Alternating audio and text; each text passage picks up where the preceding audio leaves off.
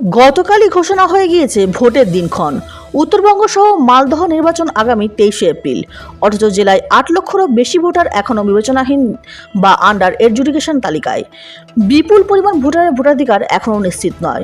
এই অবস্থায় সকাল থেকে মালদহের জেলাশাসক দপ্তরে চত্বরে বিক্ষোভ ও আন্দোলন। মালদা মুসলিম মাইনরিটি ফোরামের নেতৃত্বে আন্দোলনে সামিল কয়েকশো ভোটার। প্রত্যেক বৈধ ভোটারের ভোটদানের অধিকার নিশ্চিত করার দাবি আন্দোলনকারীদের। এদিন জেলার বিভিন্ন প্রান্ত থেকে আন্দোলনকারীরা এসে মালদা শহরে জমায়েত হয়।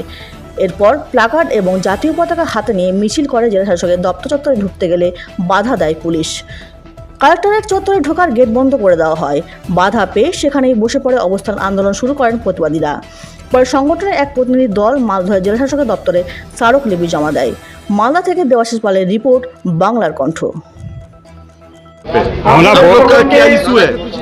हम बंगाल में 74 के आए हुए हैं और मेरा वोट है, पहले कलकत्ता में था, अभी मालदा में है। अभी वो बोलते हैं कितनी सन से अपना प्रूफ दिए। हम 69 का प्रूफ दे दिया, उसको 10वीं क्लास का सर्टिफिकेट दिया है, तब भी हमारा वोट नहीं बन रहा अभी है। कुछ तो नहीं है, बनेगा कि नहीं बनेगा इसमें कोई ठीक नहीं है।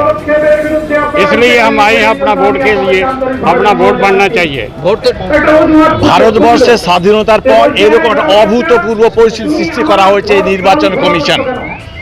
ভারতবর্ষ স্বাধীনতার এবং গণতান্ত্রিক সংবিধানের বৈশিষ্ট্য হচ্ছে যে এখানকার জনগণের দ্বারা নির্বাচিত হবে, জনগণই এখানকার ভোটার। কিন্তু আমরা লক্ষ্য করেছি যে এবার প্রথম এখানকার যারা ভূমিপুত্র, যারা ভূমিকন্যা, যারা যুগ যুগ ধরে এখানে বসবাস করছে, তারা বিভিন্ন সময়তে ভোটাধিকার ভোট দিয়ে নির্বাচিত করেছে, তারাই এমন ব্যক্তিকে নির্বাচিত করেছে নির্বাচন কমিশনের চেয়ে। যে নির্বাচন কমিশন কারোরই একটা সম্মিলনে বিশেষ সংখ্যক মানুষকে, বিরাট সংখ্যা 60 লক্ষ, আপনারা নিজেরাও জানেন 60 লক্ষ বৈধ ভোটার, তাদের এই ভোটাধিকার থেকে বঞ্চিত করার অপচেষ্টা চালানো হচ্ছে। আমি নিজেও বলতে পারি, আমার নিজের 3-4 পুরুষ ধরে আমরা শিক্ষকতা করেছি এই মালদা জেলা স্কুল, সেন্ট্রাল গভর্নমেন্ট স্কুল, সেখানে 40 বছর শিক্ষকতা হচ্ছে আমার বাবা। আমি নিজে 40 বছর শিক্ষকতা করেছি। আমার সন্তান সেও সেন্ট্রাল গভর্নমেন্টের যে গণিকাঞ্চল ইনস্টিটিউটের যে ইঞ্জিনিয়ার প্রফেসর, তাকে পর্যন্ত বলা হচ্ছে আন্ডার অ্যাডজুডিকেশন দিয়ে। তার মানে সেন্ট্রাল গভর্নমেন্টের কোনো এমপ্লয়িকে তাকে তো তার গোষ্ঠী সিকিউরিটি সমস্ত কিছু করে নেওয়া হয়, তারপরে তাকে দেখানো হচ্ছে সমস্ত বৈধ সব ডকুমেন্ট দেওয়ার পরও তাকে আন্ডার অ্যাডজুডিকেশন দেওয়া হচ্ছে। আমার বৌমাকে অ্যাডজুডিকেশন করে দেওয়া হয়েছে। এরকম অসংখ্য, আমি দুটো উদাহরণ দিলাম শুধু এইটুকু, এইরকম অসংখ্য লোককে যারা, এবং মালদা জেলার মতন জায়গাতে যেখানে যেহেতু মুসলিম সংখ্যাধিক্য আছে, সেই জন্য কি না এটা বলার আমাদের যথেষ্ট কারণ আছে চিন্তা করার, যে এই 9 লক্ষ ভোটারকে আজকে ভোটাধিকার থেকে হরণ করার চক্রান্ত করা হচ্ছে।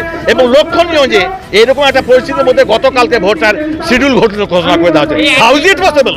How is it possible? এটা একটা গণতান্ত্রিক প্রসেস, এটা হতে পারে? গণতান্ত্রিক প্রসেস হচ্ছে যতক্ষণ পর্যন্ত ভোটাধিকার, যে ভোটারদের নাম নথিকরণ না হবে ততক্ষণ পর্যন্ত ভোটাধিকার হবে না। তাহলে এখানে কেমন করে নির্বাচন কমিশন এটা ভোট ঘোষণা করতে পারে বলুন?